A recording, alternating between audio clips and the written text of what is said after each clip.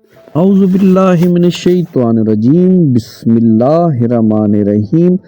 السلام علیکم ورحمۃ اللہ وبرکاتہ۔ ایک انتہائی اہم خبر کے ساتھ ہم حاضر خدمت ہیں، اور اس خبر کا تعلق دوران سروس وفات پا جانے والے سرکاری ملازمین سے ہے۔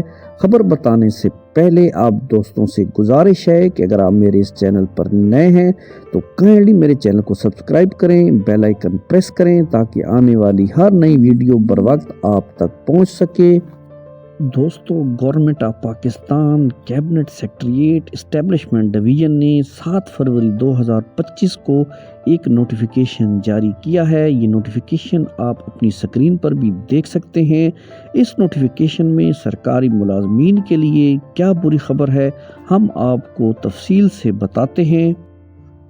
7 فروری 2025 کا اہم سرکاری نوٹیفیکیشن سپریم کورٹ کے فیصلے کے بعد ہوئی بڑی تبدیلی، اور وہ تبدیلی یہ ہے کہ حکومت پاکستان نے سپریم کورٹ آف پاکستان کے 18 اکتوبر 2024 کے فیصلے کی روشنی میں پرائم منسٹر اسسٹنٹ پیکج کے تحت ملازمت کی فراہمی کی شک ختم کر دی ہے۔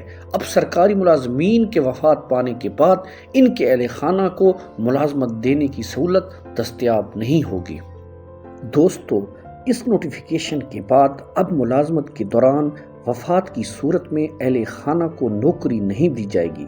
دیگر تمام مراد جیسے مالی امداد، پینشن اور دیگر سہولیات برقرار رہیں گی۔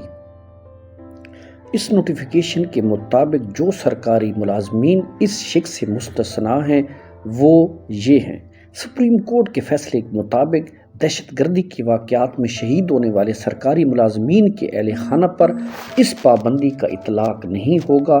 پہلے سے دی گئی ملازمتیں متاثر نہیں ہوں گی۔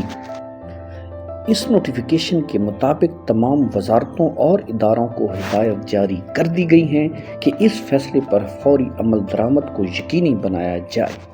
امید کرتا ہوں یہ معلومات سرکاری ملازمین کے لیے اہم ہوگی۔